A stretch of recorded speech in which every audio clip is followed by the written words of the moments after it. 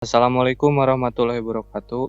Kami dari kelompok 5 akan menjelaskan tentang Simplex maksimasi untuk mengisi tugas UAS Teknik Riset Operasional. Sebelum ke materi, saya akan memperkenalkan anggota kelompok 5 yang terdiri dari Aditya Taufik Maulana, Fajri Gasa, dan saya Dinas Abdul Aziz. Oke, ke materi. Penggunaan metode Simplex biasanya digunakan untuk permasalahan penentu jumlah produksi dari beberapa produk di suatu perusahaan yang sering dihadapi oleh manajer produksi.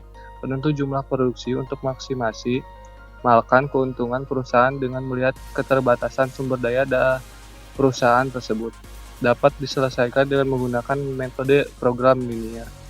Ada beberapa cara menyelesaikan masalah dengan model program linear. Di antaranya yaitu diselesaikan dengan metode grafik.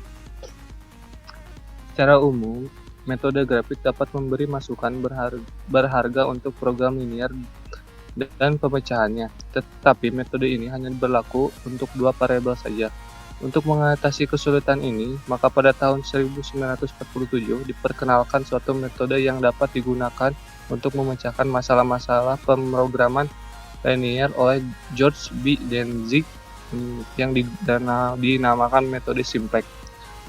Metode Simplex ini adalah suatu prosedur matematis untuk mencari solusi optimal dari suatu masalah program linear yang didasarkan pada proses literasi yang secara terus-menerus diperbaiki hingga diperoleh solusi yang optimal.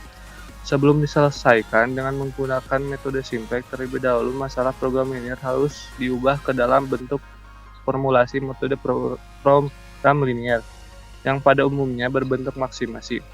Setelah berbentuk suatu model formulasi program linear, maka model tersebut harus diubah terlebih dahulu dalam bentuk baku program linear.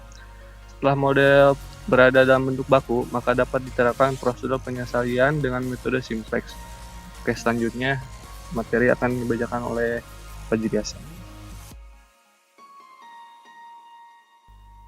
Ciri-ciri bentuk baku model program linear. 1. Semua kendala berupa pertidaksamaan dengan nilai kanan non-negatif. Kedua, semua variabel yang tidak terlibat dalam pertidaksamaan dapat bernilai negatif. Ketiga, fungsi tujuan dapat berupa maksimum maupun minimum. Pengubahan ke dalam bentuk baku atau bentuk kanonik. Satu yaitu kendala yang berbentuk pertidaksamaan diubah ke dalam bentuk kanonik dengan menambahkan suatu variabel baru yang disebut variabel slack untuk setiap kendala. Variabel slack ini menyatakan jumlah sumber daya yang tidak digunakan sumber daya yang diwakilinya. Contohnya yaitu 2x1 tambah 5x2 lebih kecil sama dengan 10 diubah menjadi 2x1 tambah 5x2 ditambah slack 1 sama dengan 10. Kedua yaitu kendala yang sudah berbentuk persamaan juga perlu ditambahkan suatu variabel yang dinamakan variabel artifisial. Variabel ini perlu ditambahkan untuk pembentukan matriks identitas pada tabel Simplex awal. Contohnya 2x1 tambah 5x2 sama dengan 10 diubah menjadi 2x1 tambah 5x2 ditambah artifisial 1 sama dengan 10.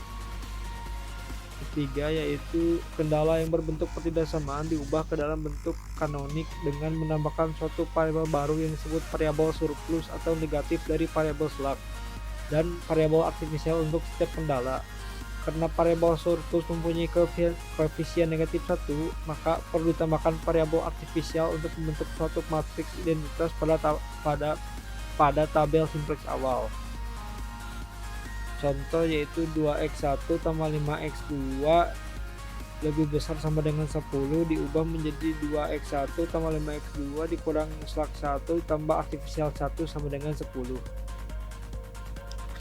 Untuk keempat yaitu kendala yang mempunyai nilai kanan bernilai negatif diubah dengan mengalihkannya dengan negatif 1. Selanjutnya tanda pertidaksamaannya juga berubah dari kurang dari sama dengan menjadi lebih dari sama dengan serta dari lebih besar sama dengan menjadi kurang dari sama dengan. Contoh 5x1 tambah 8x2 lebih besar sama dengan negatif 40 diubah menjadi negatif 5x1 dikurang 8x2 lebih kecil sama dengan 40. Selanjutnya karena pertidaksamaannya lebih besar sama dengan, maka perlu ditambahkan variabel surplus dan artifisial sehingga menjadi negatif 5x1 dikurang 8x2 dikurang s1 tambah artifisial dikurang 1 sama dengan 40. Untuk contoh selanjutnya yaitu 2x1 tambah 5x2 dikurang 10 diubah menjadi negatif 2x1 dikurang 5x2 kurang dari sama dengan 10. Selanjutnya, karena perbedaan samanya kurang dari sama dengan, maka perlu ditambahkan variabel slug sehingga menjadi negatif 2x1 kurang 5x2 ditambah slug 1 sama dengan 10. Kelima, yaitu setelah mengetahui bagaimana cara mengubah bentuk formulasi program linear ke dalam bentuk baku, selanjutnya adalah langkah awal penyelesaian metode simplex, yaitu pembuatan tabel simplex awal. Contoh tabel simplex bisa dilihat seperti ini. Untuk algoritma simplex bisa dijelaskan kembali oleh saudara Genyes. Oke, untuk algoritma simplex, pertama menentukan kolom kunci. Menentukan kolom kunci ini dengan cara mencari nilai paling negatif pada baris fungsi tujuan atau baris Y. Variabel yang berbeda pada kolom kunci ini akan menjadi variabel masuk untuk menggantikan variabel dasar sebelumnya. Variabel dasar mana yang akan digantikan akan ditentukan pada langkah kedua. Kedua, menentukan baris kunci. Menentukan baris kunci yaitu dengan cara membuat nilai perbandingan antara nilai kanan dengan nilai kanan pada kolom kunci pada setiap baris kecuali pada baris fungsi tujuan. Baris yang dengan nilai terkecil yang akan menjadi baris kunci. Variabel dasar yang berada pada baris kunci yang akan menjadi variabel keluar. Ketiga, menentukan angka kunci. Menentukan yang akan menjadi angka kunci adalah pertemuan angka antara kolom kunci dengan baris kunci. Selanjutnya, menentukan baris kunci baru, membagi setiap elemen pada baris kunci dengan angka kunci. 5. Operasi baris elementer, yang merubah semua nilai pada setiap baris kecuali baris kunci dengan cara nilai baru sama dengan nilai lema kurangi nilai kolom kerja kali nilai baris kunci baru. Yang terakhir, uji optimasi. Langkah terakhir adalah memeriksa apakah sudah maksimum atau belum. Jika masih terdapat nilai negatif pada baris fungsi tujuan, maka tabel tersebut belum optimal, sehingga perlu dilakukan kembali langkah-langkah di atas. Sedemikian hingga memperoleh penyelesaian optimum. Oke, untuk selanjutnya adalah contoh soal. Contoh soal akan dijelaskan oleh saudara Adi. Baik, contoh soal. Diketahui Open Bakery membuat kue kopi dan kue susu dalam loyang besar. Bahan utamanya adalah tepung dan gula. Ada 80 kg tepung dan 36 kg gula yang tersedia. Saat membuat satu loyang kue kopi dibutuhkan 8 kg tepung dan 2 kg gula. Serta untuk membuat satu loyang kue susu dibutuhkan 10 kg tepung dan 6 kg gula.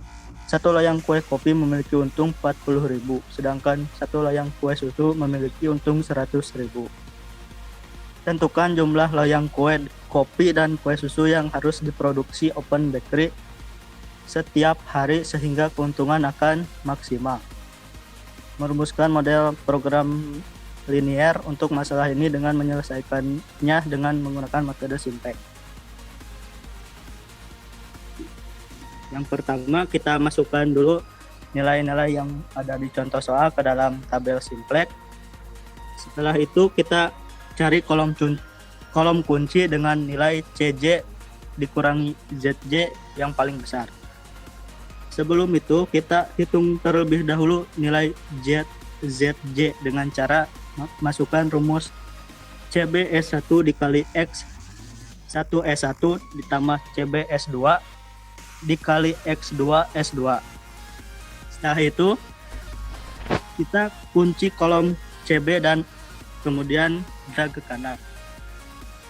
Setelah itu kita kurangi nilai CJ dan dikurang ZJ dan pilih nilai terbesar untuk dijadikan kolom kunci. Setelah menentukan kolom kunci, kita tentukan variabel kunci dengan nilai theta dikurangi kolom kunci dan pilih nilai terkecil. Maka perpotongan antara kolom kunci dan basis kunci adalah variabel kunci. Lalu kita cek tabel sudah optimal atau belum. Jika belum, maka iterasi dilanjutkan. Untuk nilai maksimum, nilai CJ dikurangi ZJ harus kurang dari sama dengan 0. Untuk minimum, nilai CJ kurang ZJ lebih dari atau sama dengan 0. Pada jawaban contoh soal ini ternyata nilai CJ dikurangi ZJ masih lebih dari atau sama dengan 0. Maka iterasi diteruskan. Kita eliminasi pada variabel kunci sebelumnya. Lalu kita hitung dengan nilai S1 dan X2. Dengan rumus nilai S1 sebelumnya dikurangi kolom kunci dikali nilai S2 sebelumnya dibagi variabel kunci. Setelah itu kita hitung nilai untuk nilai X2 yang baru. Dengan rumus nilai S2 sebelumnya dibagi variabel kunci. Dan kunci variabel kuncinya. Setelah itu kita hitung nilai ZJ dengan cara yang sama seperti sebelumnya. Setelah itu kita hitung jika sudah nilai ZJ keluar, kita hitung nilai CJ dikurangi ZJ. Dan pilihlah nilai positif yang paling besar untuk dijadikan kolom kunci. Setelah itu kita hitung nilai theta dengan cara kolom BI dibagi kolom kunci. Dan pilihlah nilai theta yang paling kecil untuk dijadikan variabel kunci. Jika nilai CJ dikurangi ZJ masih lebih dari sama dengan 0, maka iterasi diteruskan. Pada contoh jawaban yang tadi masih lebih dari sama dengan 0, maka iterasi diteruskan. Hitung nilai baru dengan cara yang sama seperti iterasi kedua sebelumnya. Setelah itu, maka setelah CJ kurang ZJ kurang dari atau sama dengan 0, maka iterasi berhenti. Pada iterasi ketiga ini, nilai CJ dikurangi ZJ sudah kurang dari atau sama dengan 0, maka iterasinya dihentikan. Maka hasilnya X1 sama dengan 4/2/7 dan X2 4/7 dan untuk Fmax 62/6/7. Maka agar untuk open bakery menerima keuntungan yang maksimal harus memproduksi kue kopi 4/2/7 loyang kue loyang, dan untuk kue susu 4/7 loyang. Dan keuntungan maksimal yang diraih dari produksi tersebut yaitu 62/6/7. Sekian dari saya. Oke, sekian presentasi dari kami untuk pengerjaan tugas ulangan akhir semester Teknik Riset Operasional. Kami kelompok 5 undur diri. Wassalamualaikum warahmatullahi wabarakatuh.